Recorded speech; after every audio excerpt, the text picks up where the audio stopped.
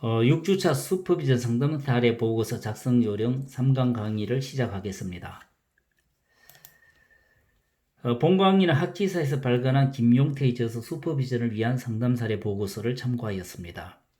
본차시 수업 목표는 상담 종결이 무엇이며 상담 종결의 준비, 상담 종결의 제안과 과정, 종결 작업과 종결의 여러 형태, 상담 종결 보고서의 내용과 종결 보고서 작성 요령을 이해하고 상담을 실시한 후 상담 종결 보고서를 작성하여 활용할 수 있도록 하는 데 목적이 있습니다.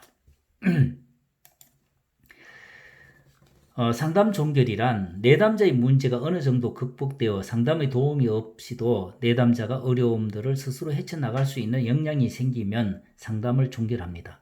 상담자는 내담자가 자신과 타인과 환경에 대한 시각이 바뀌고 받아들이지 못했던 자신의 모습들을 수용할 수 있게 되며 자아가 건강해지는 것을 보면서 종결을 준비하기 시작합니다. 종결을 준비한다는 것은 내담자의 문제가 극복되었으며 이제는 상담자의 도움 없이도 내담자 스스로 자신의 어려움들을 대처해 나갈 수 있는 때가 되었다는 것을 의미합니다. 상담 종결의 준비에 대해서 살펴보겠습니다. 내담자의 삶에 현저한 변화가 보이면서 상담 목표가 어느 정도 이루어졌다고 판단되면 상담자는 본격적인 종결 작업을 준비합니다. 목표가 달성되어 종결을 하든 여타의 다른 이유로 때이르게 종결을 해야 하든 종결을 할 때 기본적으로 해야 할 일은 상담의 성과를 평가하는 일입니다. 처음에 합의한 문제들이 어느 정도 극복되었는지 남은 문제는 무엇인지를 점검해야 합니다. 심리검사를 실시하여 상담을 시작할 때 실시한 심리검사의 결과와 비교함으로써 변화의 정도를 양적으로 확인할 수도 있으며 상담에서 학습한 내용들을 앞으로의 삶에서 더 잘 활용할 수 있도록 정리하고 남은 문제가 있는지 그리고 그 문제는 앞으로 어떻게 대처할 것인지를 점검합니다. 또한 이제까지 쌓아온 친밀한 관계에 작별을 고하고 내담자 스스로 독립적으로 살아갈 마음의 준비를 해나가도록 도우며 내담자에게 또다시 문제가 생기면 언제든지 다시 상담받을 수 있다는 사실도 알려줍니다. 종결의 제안 과정에 대해서 살펴보겠습니다. 종결의 제안은 상담자가 할 수도 있고 내담자가 할 수도 있습니다. 종결을 제안한다고 해서 종결하는 것이 아니며 사전에 종결 일정을 정했다 하더라도 특별한 경우가 아닌 한 상담의 진행 경과에 따라 종결 기간은 융통성 있게 조절될 수 있습니다. 가장 바람직한 것은 내담자가 충분히 좋아져서 자발적으로 종결을 제안하고 상담자가 보기에 사전에 합의한 상담 목표의 달성과 일치한다고 판단되면 종결 작업을 진행합니다. 내담자에게 현장 향상이 보일 때 상담자는 내담자로 하여금 상담을 평가하게 하고 상담이 더 필요하다고 생각하는지 논의하여 내담자가 종결을 준비하도록 유도할 수 있습니다. 상담자는 내담자의 반응을 보아가며 종결 일정을 제안하고 종결 작업을 점진적으로 추진해 나갑니다. 그러나 내담자가 자발적으로 종결을 이야기하지 않는다면 상담자는 시간적 여유를 두어 충분히 안전하다고 생각되는 종결 일정을 제안하는 것이 좋습니다. 내담자에 따라 상담에 대한 의존성에서 벗어나기 힘들어하거나 종결에 대해 과도하게 예민하거나 지나친 저항을 드러내게 되는 경우도 있습니다. 또한 재발 가능성이나 혼자서 문제를 해결해 나가야 하는 것에 대해 과도하게 두려워할 수도 있습니다. 그러므로 종결의 준비 기간을 충분히 확보하여야 합니다. 그렇지 않으면 자칫 내담자가 상처를 받거나 옛날에 거부되었던 감정이 되살아날 수 있습니다. 더불어 내담자로 하여금 상담 중에 배운 내용들을 실생활에서 적용하고 내면화하는 훈련을 좀 더 충실히 쌓도록 도와야 합니다.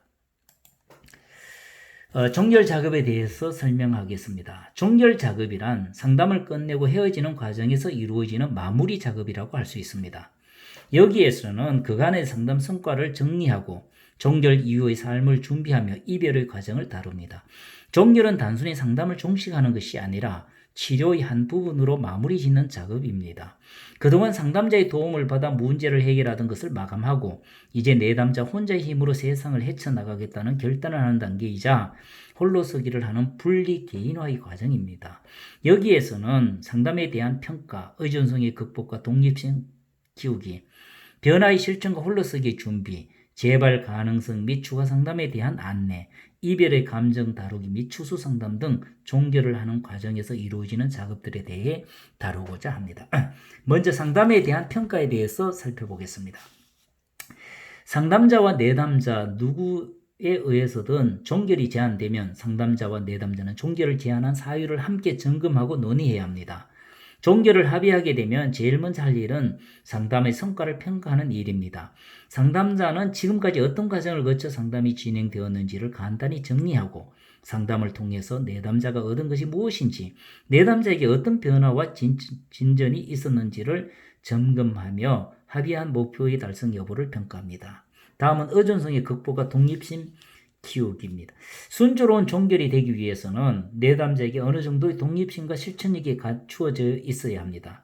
지지적인 치료를 해왔거나 상담자가 권위주의적으로 상담을 이끌었다면 내담자는 의존성이 키워졌을 수 있으며 스스로 책임지도록 충분히 훈련되지 못하여 종결이 어려울 수도 있습니다. 이 경우 종결을 하려면 상담자의 지지와 권위주의적인 태도를 점진적으로 줄이는 동시에 내담자 자신의 판단과 실천력을 키우는 비중을 늘려나가야 합니다. 변화의 실천과 홀로서기 준비에 대해서 설명하겠습니다. 내담자는 종결을 앞두고 혼자 살아가야 하는 것에 대한 두려움으로 인해 종결을 불안해할 수 있습니다. 종결 이후 내담자가 홀로서기를 할 때 부딪힐 수 있는 여러 상황에 대해 상담에서 배운 것을 활용할 수 있도록 내면화하고 실천하게끔 훈습시키는 작업을 해야 합니다.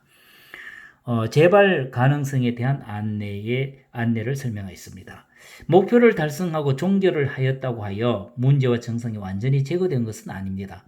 내담자가 힘든 상황에 처하거나 심한 스트레스를 받게 되면 과거의 반응 방식이 일시적으로 다시 활성화될 수도 있습니다. 종결을 앞둔 내담자에게 이 사실을 알려주는 것은 매우 중요합니다. 홀로서기를 앞둔 내담자에게 증상이 재발되는 경우에는 자신을 힘들게 하는 것이 무엇인지를 잘 관찰하고 상담에서 터득했던 것들을 활용하여 대처하도록 내담자를 준비시켜야 합니다. 추가 상담에 대한 안내에 대해 설명하겠습니다. 상담 종결 후 내담자 혼자서 다루기 어려운 일이 발생할 경우 추가적으로 상담을 받을 수 있다는 정보를 알고 있으면 내담자에게 큰 위안이 될 수 있습니다. 이별의 감정 다루기. 상담 관계는 다른 어떤 관계보다도 마음을 열어 깊은 정서적인 교류를 하는 것입니다. 오랫동안 깊은 속마음을 나누던 인간관계는 그것이 성공적인 결실을 맺은 경우에는 더욱 친밀하고 따뜻하며 정겨운 감정 교감이 동반됩니다. 함께 작업을 하면서 서로에게 느꼈던 인간적인 감정들, 나약함에 대한 든든한 지원 세력이 되어 주었던 것에 대한 고마움을 나누고 아쉽지만 내일을 위해 힘차게 작별을 해야 합니다. 종결 보고서 작성에 대해서 설명하겠습니다. 상담자는 모든 내담자에 대한 파일을 만들어 관리하여야 합니다. 상담을 종결하게 되면 종결 보고서를 작성하여 파일에 첨부해 두어야 합니다. 상담 종결 보고서란 한 내담자에 대한 상담이 모두 끝난 후에 기록하는 보고서로서 상담 종결 보고서는 다양한 용도로 활용되므로 그 용도에 따라 적절하게 기록할 수 있습니다. 추수 상담에 대해서 설명하겠습니다. 추수 상담은 종결 과정의 일환으로서 충분한 기간 후에도 상담에서 이룬 변화들이 유지되고 있는지 확인할 수도 있고 종결 후 내담자의 생활을 점검해 보는 기회를 가짐으로써 내담자의 불안을 감소시키고 안심시킬 수도 있으며 추가적인 도움이 필요한지 여부를 판단할 기회도 됩니다. 종결에는 여러 형태가 있는데 종결의 여러 형태에 대해서 살펴보겠습니다. 모든 상담이 목표를 달성하고 합의에 의해 상담을 끝맺게 되는 것은 아닙니다. 여러 국면과 사정이 있을 수 있으며 종결을 하는 과정은 그때그때의 상황에 따라 다양하게 진행됩니다. 먼저 목표 달성에 의한 합의 종결. 상담자와 내담자가 합의한 목표가 달성되어 종결을 하는 경우로 가장 이상적으로 이루어진 상담이라 할 수 있겠습니다. 상담자가 종결을 제의할 수도 있고 내담자가 종결을 제의할 수도 있습니다. 또한 상담자와 내담자의 합의하에 상담의 목표를 수정하여 상담을 더 지속할 수도 있습니다. 이러한 경우도 지금까지의 상담에 대해 정리하고 평가하는 종결 작업을 한 다음에 새로 상담을 시작하듯이 목표를 정하여 상담을 하는 것이 효과적입니다. 목표 달성 이전의 종결. 목표가 달성되지 않았지만 여러 사정에 의해 상담을 종결하게 되는 경우로 이러한 경우로는 상담자와 내담자의 목표 불일치, 상담 진행상의 문제로 인한 종결로 나눌 수 있습니다.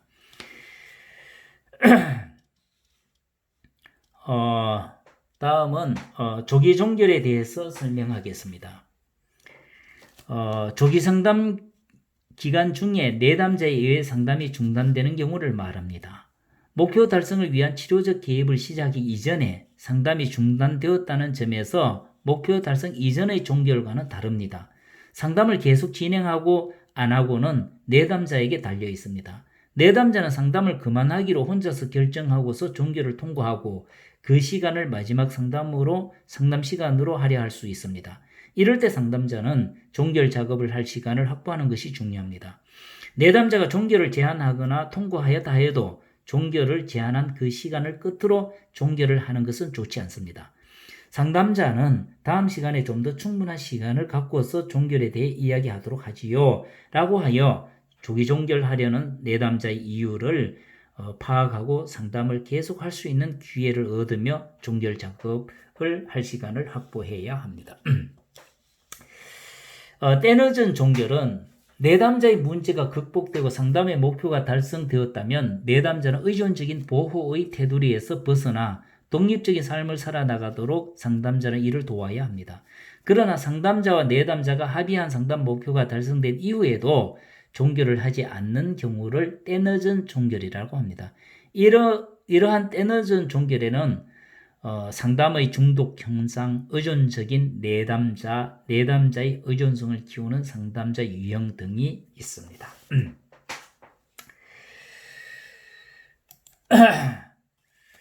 상담 종결 보고서란 무엇인가? 상담 종결 보고서란 한 내담자에 대한 상담이 모두 끝난 후에 기록하는 보고서로 상담 종결 보고서는 다양한 용도로 활용되므로 그 용도에 따라 적절하게 기록할 수 있습니다. 종결 보고서 용도는 크게 보관용과 연구용으로 구분할 수 있습니다. 보관용은 기간마다 조금씩의 차이는 있겠지만 상담 종결 보고서는 일정 기간 동안 문서로 보관하여야 합니다. 이럴 경우 최소한 수년간 보관될 수 있기 때문에 상담 결과에 대한 비밀이 보장되기 어렵습니다. 그렇기 때문에 보관된 문서가 유출되었을 경우 내담자 개인의 중요한 비밀이나 심리 정서적으로 명예가 크게 손상될 수 있는 내용은 조심해서 기록하는 것이 바람직합니다. 연구용은 상담 과정은 내담자의 변화를 돕는 것이 절대적 목적이지만 상담자 입장에서는 상담 자체가 의도적이든 의도적이지 않든 간에 연구 과정이 될 수밖에 없습니다. 상담자는 내담자에게 양질의 상담 서비스를 제공하기 위해서는 끊임없이 상담의 전문성을 키워나가야 합니다. 상담의 전문성을 키우는 방법으로 슈퍼비전과 사례 발표를 들 수 있습니다. 상담 종결 보고서는 슈퍼비전과 사례 발표회의 사례 보고서로 활용될 수 있으며 이러한 목적으로 활용되는 종결 보고서는 연구 목적에 알맞게 작성될 필요가 있겠습니다. 종결 보고서의 기록 내용에 대해서 살펴보겠습니다. 종결 보고서에 기록하는 내용은 상담 시작일과 종료일, 회기수와 그 일시, 치료 개입의 내용, 목표의 달성과 변화에 대한 내담자의 평가와 상담자의 평가, 종결에 대한 내담자의 반응, 종결 사유와 그 진행 과정, 종결 시 내담자에게 준 권고사항, 추수 상담 여부, 종결 시의 심리검사 결과 및 상담 전후의 심리검사 결과에 대한 비교 언급 등을 포함합니다. 아울러 내담자를 의뢰했다면 누구에게 의뢰했으며 그 사유와 의뢰 시 협조한 내용 등도 기록합니다. 상담 종결 보고서의 내용은 크게 5가지로 대별할 수 있습니다. 첫째, 기본 정보. 둘째, 임상 자료. 셋째, 사례 개념화. 사례 개념화와 상담 목표. 넷째, 상담 과정. 다섯째, 상담 평가입니다. 각각에 대해서 자세하게 설명하도록 하겠습니다. 먼저 기본 정보에 대해서 설명하겠습니다. 기본 정보의 내용은 내담자의 호소 문제, 내담자의 사회적 정보, 슈퍼비전 받고 싶은 내용 등을 기록하는 것입니다. 호소 문제 기록은 상담자는 내담자의 호소 문제를 두 가지 종류의 과학적 방법, 즉 면접 방식에 의한 방법과 상담 신청에 의한 방법으로 기록할 수 있습니다.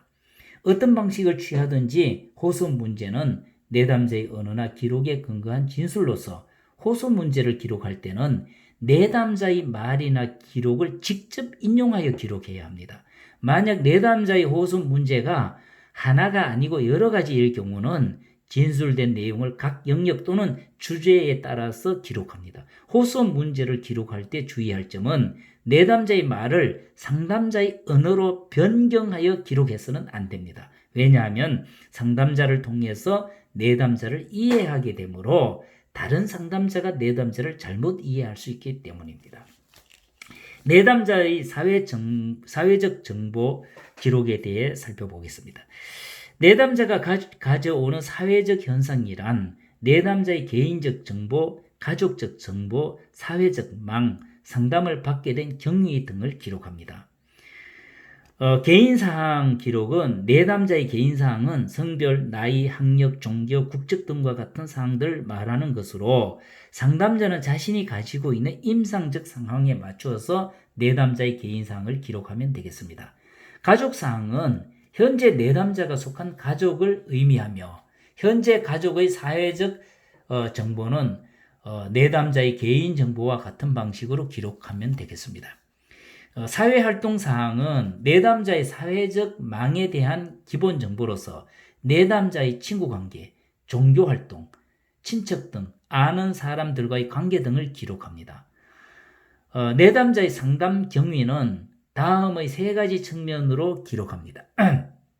첫째, 내방 경위, 둘째, 상담에 오게 된 시점, 셋째, 내담자의 이전 상담 경험을 기록하면 되겠습니다.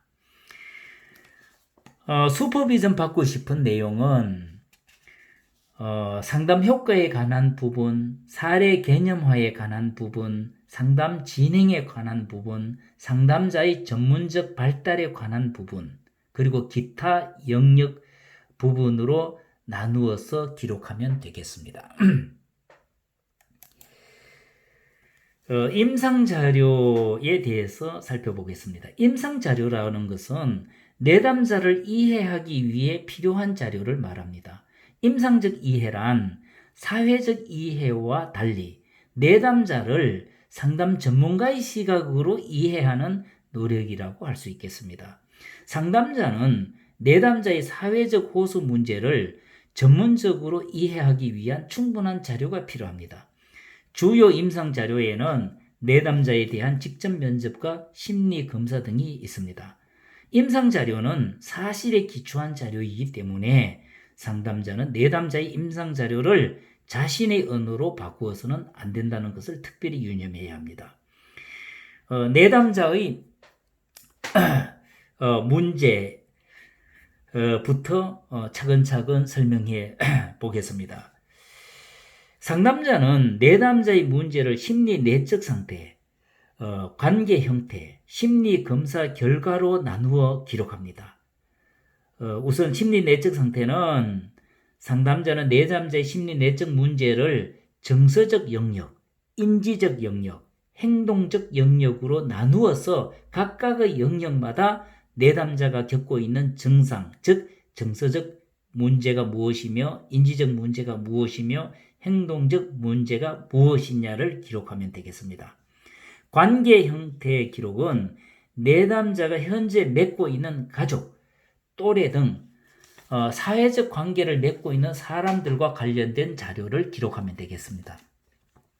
심리검사 결과 기록은 심리검사의 결과를 제시할 때는 심리검사의 종류별로 검사 결과를 제시할 수도 있고 심리검사를 종합적으로 평가해서 제시할 수도 있습니다. 내담자의 임상 관찰에 대해서 설명하겠습니다. 내담자의 행동은 내담자의 내면 세계에 대한 행동적 측면으로 내담자의 행동을 관찰함으로써 내담자의 호소 문제와의 연관성을 찾을 수 있습니다. 내담자의 행동에 대해 기술할 때는 가능하면 자세하게 기록하는 것이 좋습니다. 상담자의 주관적 느낌이나 생각을 배제하고 내담자의 행동을 객관적으로 관찰하여 기록해야 합니다. 전반적인 행동 특성 기록에 대해서 설명하겠습니다. 내담자의 전반적인 행동 특성에는 여러 가지 영역들이 있는데 그 중에 가장 쉽게 기록할 수 있는 부분이 바로 옷차림입니다. 옷차림이 단정한지, 옷차림이 어색한지 등을 기록하며 외모에 대한 인상이 어떠하며, 즉 위생관리를 제대로 하는지 안 하는지 등 이러한 것을 기록하는 것이 바로 전반적인 행동 특성 기록입니다. 다음 상담자와의 관계 행동 형태는 내담자가 상담자와 눈을 자주 맞추는지 또는 상담자의 눈을 피하는지, 상담자의 질문에 대해서 긍정적으로 수용하는 태도를 보이는지 아니면 적대적이며 반항적인 태도를 보이는지 등 이러한 것을 기록하는 것을 말합니다. 문제 발달사는 상담자는 내담자의 호소 문제가 어떻게 발달해 왔는지 역사적으로 이해할 필요가 있습니다. 그러므로 내담자의 호소 문제 발달사를 전반적 생육사, 문제 형성사로 나누어 기록할 수 있겠습니다. 그러면 전반적 생육사라는 것은 내담자의 가족관계 전반에 관해 기술하는 것으로 가족의 분위기나 행동 양식, 그리고 내담자가 느끼는 가족에 관한 전반적인 내용을 중심으로 기술하면 되겠습니다. 문제 형성사는 호소 문제와 관련된 직접적 경험이나 사건을 중심으로 기록하며 사건이 일어난 순서대로 기록하되 최근에 일어난 사건을 먼저 기록하면 되겠습니다. 상담 목표에 대해서 설명하겠습니다. 상담자는 사례 개념화를 통해서 내담자를 이론적으로 이해하여 상담의 방향을 정하고 상담 목표를 수립합니다. 상담의 목표는 상담자에 대한 기능, 내담자에 대한 기능, 그리고 상담 과정에 대한 기능을 합니다. 상담자는 상담 목표를 통해서 자신이 무엇을 위해서 상담하는지를 알게 됩니다. 상담 목표는 좌표와 같이 상담자가 나아갈 방향을 알려주는 역할을 합니다.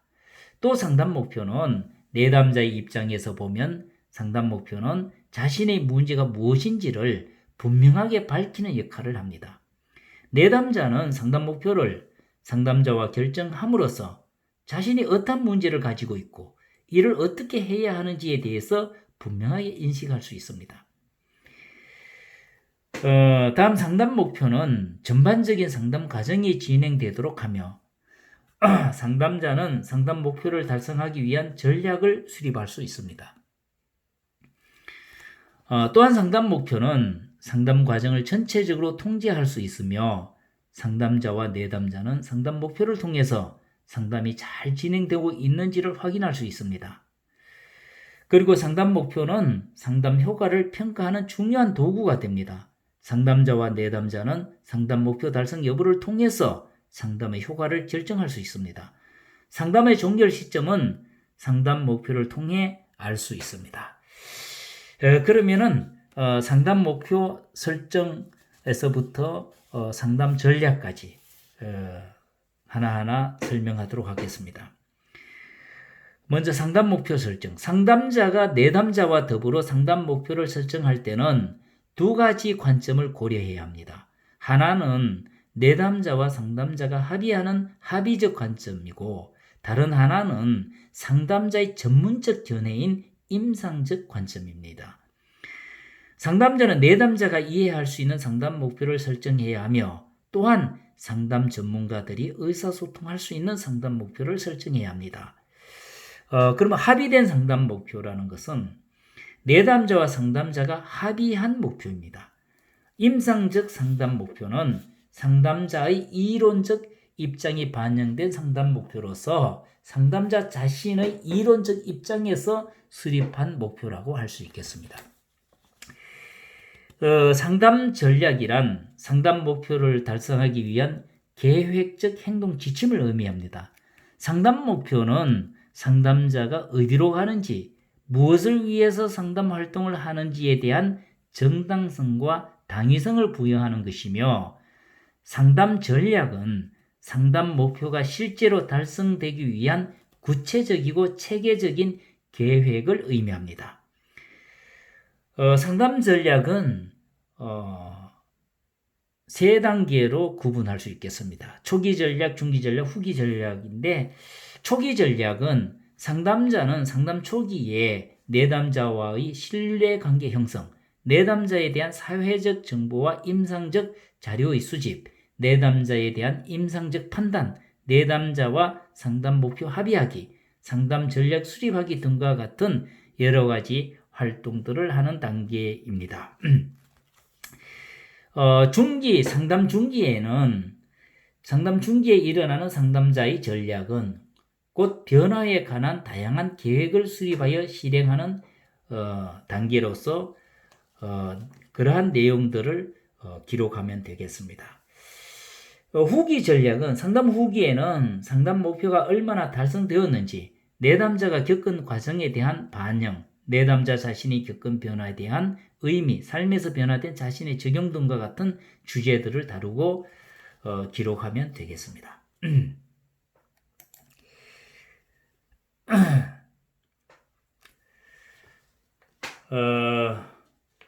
그러면 상담 과정에 대해서 기록하는 요령을 설명하도록 하겠습니다. 먼저 전체적 흐름. 상담자는 자신의 상담이 전체적으로 어떻게 진행되었는지를 기록해야 합니다. 상담자의 주요 의도가 무엇인지, 상담자가 이러한 의도에 어떻게 반응했는지, 아니 내담자가 상담자의 이러한 의도에 어떻게 반응했는지, 상담 목표를 달성하기 위한 상담자의 주요 개입들은 무엇인지, 내담자가 자신의 변화에 대해서 무엇을 보고하고 있는지, 상담 진행 과정상 어려움은 무엇이었는지, 상담이 진행되면서 내담자가 전반적으로 무엇을 느끼고 경험했는지 등 상담의 진행 과정 전반에 발생되는 주제들을 기록하면 되겠습니다. 회기 요약 방법에 대해서 설명하겠습니다. 각 회기 동안 진행된 내용을 기록하는 것으로서 상담자는 한 회기 동안 진행된 주요 내용을 간략하게 기록하면 되겠습니다. SOIRP의 기록 방법을 따르면 편하게 회기를 기록할 수 있겠는데, SOIRP에 대해서 설명하겠습니다.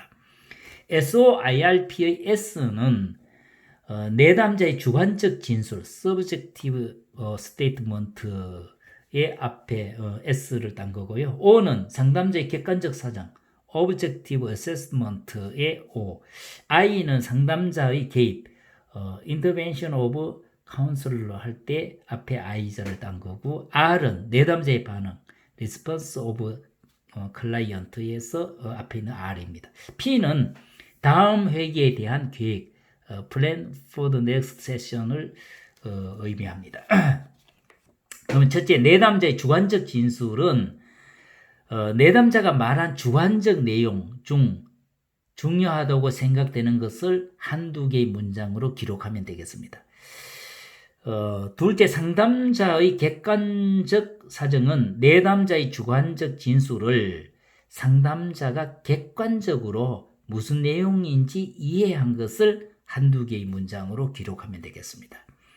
셋째, 상담자의 개입은 상담자가 내담자에게 치료적으로 개입하는 상담자의 행동을 말하는 것으로 한두 개의 문장으로 기록하면 되겠습니다. 그리고 내담자의 반응은 상담자가 내담자에게 개입을 할 때 내담자의 반응은 정화, 저항, 위로 등의 모습으로 나타나는데, 상담자가 경험한 내담자의 반응을 또한 한두 개의 문장으로 기록하면 되겠습니다. 마지막으로 상담자의 다음 회기에 대한 계획으로, 이것은 다음 회기의 계획이나 내담자의 숙제를 기록하면 되겠습니다. 추거록은 독자, 즉 추거록을 읽는 사람으로 하여금 상담자와 내담자의 구체적 상호작용을 이해할 수 있게 하는 것으로서, 독자는 추거록을 통해 상담자가 내담자와의 대화에서 어떤 방식으로 반응하는지 이해할 수 있습니다. 즉 상담자의 반응 형태, 내담자가 어떤 부분에 관심을 가지고 있는지, 상담자와 내담자의 상호작용 형태는 무엇인지 등과 같은 여러 가지 주제들을 추구록을 통해서 파악할 수 있습니다. 그러므로 상담자와 내담자의 언어적, 비언어적 상호작용이 잘 드러날 수 있도록 기록하는 것이 바로 추구록이라고 할 수 있겠습니다.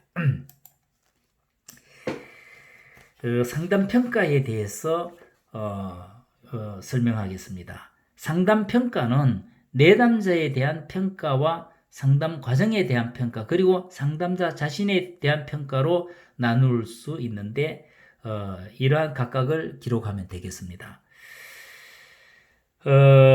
내담자에 대한 평가는 상담 목표의 달성 여부는 상담 과정을 통해서 내담자의 호소 문제가 어떻게 달라졌는지 기록하면 되겠고요. 내담자의 자원에 대한 평가는 내담자의 어떤 자원이 내담자의 문제를 해결하는 데 영향을 미쳤는지 이러한 것들을 기록하면 되겠습니다. 그리고 상담 과정에 대한 평가는 상담이 순조롭게 진행된 요인을 상담자 요인과 내담자 요인으로 나누어서 기록하면 되겠습니다. 그리고 내담자가 상담을 받는 동안 겪었던 사건들이 상담 과정에 어떻게 영향을 미쳤는지 기록하면 되겠고요. 그리고 상담자와 내담자의 상호작용이 전반적으로 협력 관계였는지, 아니면 갈등 관계였는지, 일방적 관계였는지, 아니면 의존적 관계였는지 등으로 기록하면 되겠습니다. 상담자 자신에 대한 평가를 기록하는 것은 상담자의 태도가 어떠했는가, 즉 상담자의 상담 동기와 의도, 그리고 상담자의 자세가 객관적이었는지 중립적이었는지 등을 기록하면 되겠고요. 상담자 개입 방식은 상담자의 성격 특성이 상담자의 개입에 어떻게 나타났는지를 기록하면 되겠습니다. 그리고 상담자의 변화는 상담자의 인식의 변화와 열정의 변화로 나누을 수 있는데 상담을 마친 후에 상담자가 갖게 된 인식이 무엇이었는지를 기록하고, 또 다음에 상담을 하고 싶은지 아니면 하고 싶은 열정이 없었는지 이러한 것들을 기록하면 되겠습니다. 이상으로서 3강 강의를 모두 마치도록 하겠습니다. 경청해 주셔서 감사합니다.